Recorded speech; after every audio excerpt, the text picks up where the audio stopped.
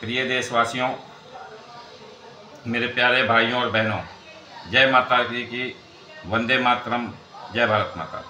दोस्तों,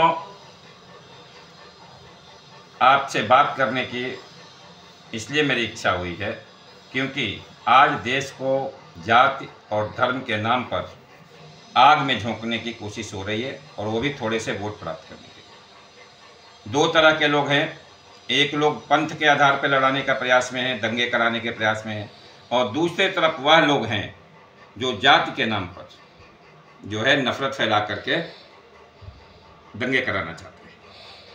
मैं एक उदाहरण लेता हूं। पहली कोशिश की गई, दिल्ली में महाराणा प्रताप की मूर्ति खंडित की गई। प्रयास यह किया गया कि किसी तरीके से राजपूत समाज को उद्वेलित हो, और हुआ भी है। जिसने यह मूर्ति तोड़ी है उस व्यक्ति, उस संगठन और उससे जुड़े सभी लोगों को हम गिरफ्तार करने की, उनको सजा देने की मांग करते हैं।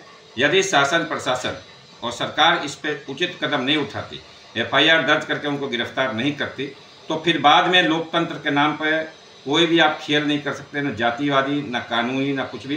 फिर राजपूत समाज अपना न्याय खुद करेगा। ये क्षत्रिय धर्मपीठ के पीठाधीश्वर का वचन है। फिर आप बीच में नहीं आ सकते। आप 25 करोड़ राजपूतों को चुनौती दे रहे हैं।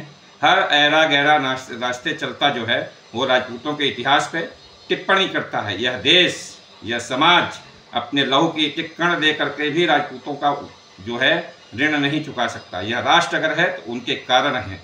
अगर इस दुनिया में हिंदू धर्म, सनातन धर्म या यह भारत देश का नाम है तो केवल और केवल राजपूतों के कारण हैं। उनका ऋण कैसे उतारोगे? जौहर हुए, युद्ध में शीश कटे, किसके लिए? इस जनता के लिए। वह नमक हराम जनता जो आज उसको कह रही है कि वो हार गए। हारे कहाँ?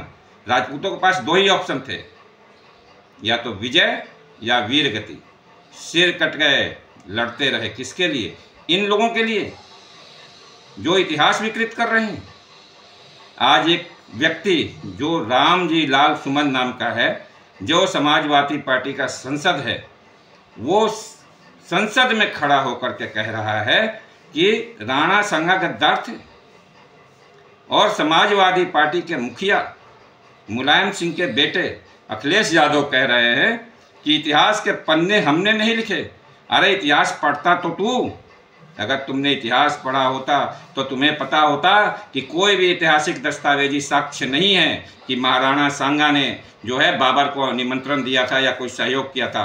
जबकि लाखों साक्ष्य हैं कि उन्होंने गठबंधन बना करके, यहाँ तक कि इब्राहिम लोदी का भाई मोहम्मद लोदी भी राणा सांगा के साथ मिल करके बाबर को निकालने वाले युद्ध में शामिल था। यह ऐतिहासिक साक्ष्य है। ऐसा कोई ऐतिहासिक साक्ष्य नहीं है जिसमें जो है वो महाराणा सांगा का किसी भी प्रकार से सहयोग बाबर को मिला हो या कोई ऐसी बात हो।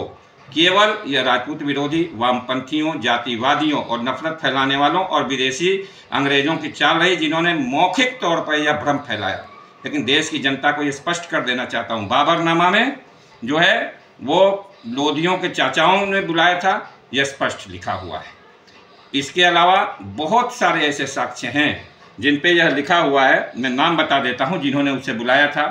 दौलत खान लोधी, आलम खान लोधी ने उस जंग में इब्राहिम लोदी के खिलाफ लड़ा था और वो बाबर के संगी थे। उन्होंने बुलाया था, यह बाबरनामा में लिखा हुआ है। ठीक है। इसके अलावा जो है और कहीं और एक इतिहासकार हुए, फारसी इतिहासकार फरिश्ता, और उसके बाद के मुगल ग्रंथ, किसी में भी राणा सांगा या राजपूतों का जो है सहयोग कभी मुगलों को मिला हो, ऐसा संभव नहीं लिखा गया। लेकिन राज्य के जो वो हैं, संधियां हैं, युद्ध हैं, अगर कोई राजा है तो दूसरे राजा से संधि करेगा, उसको ले करके राजपूतों को टारगेट बनाया अंग्रेजों ने। अगर राजपूतों में बाहुबल ना होता तो आज जो है यह हिंदुस्तान ना होता। कैसे 566 रियासतें थी, कैसे उन्होंने दान कर दिया। अरे तुम्हारे बाप दादा जो है वो उस समय क्यों नहीं लड़ रहे थे?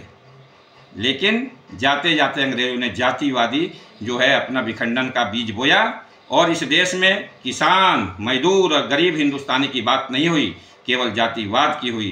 केवल जातिवाद पे आधारित संविधान बनाया गया और जातिवाद के कारण ही यह देश विखंडित के कगार पर खड़ा है।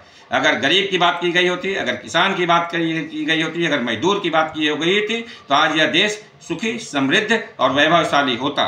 मैं आपसे एक बार फिर कहता हूँ कि हमारी विरासत साझी विरासत है, उसको अपमानित करने वाले को देश के नागरिक हर चौक चौराहे पे जूतों से मारे। ये विदेशियों से फंडिंग ले करके और इस देश को विखंडित करने का षड्यंत्र रच रहे हैं। यह षड्यंत्र सफल होने नहीं दिया जाएगा।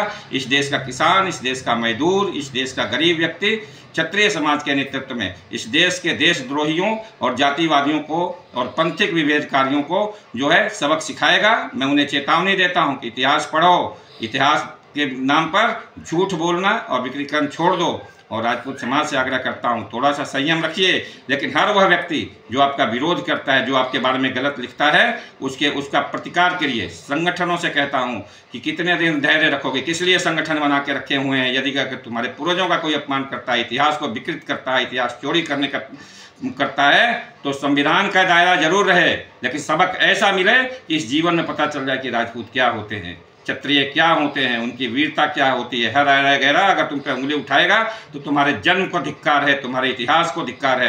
प्रतिकार प्रतिकार प्रतिकार। यह देश, यह समाज अपनी विरासत का प्रतिकार लेगा और इसके लिए सरकार को चेतावनी है, एक्शन लो, नहीं तो हम एक्शन लेंगे।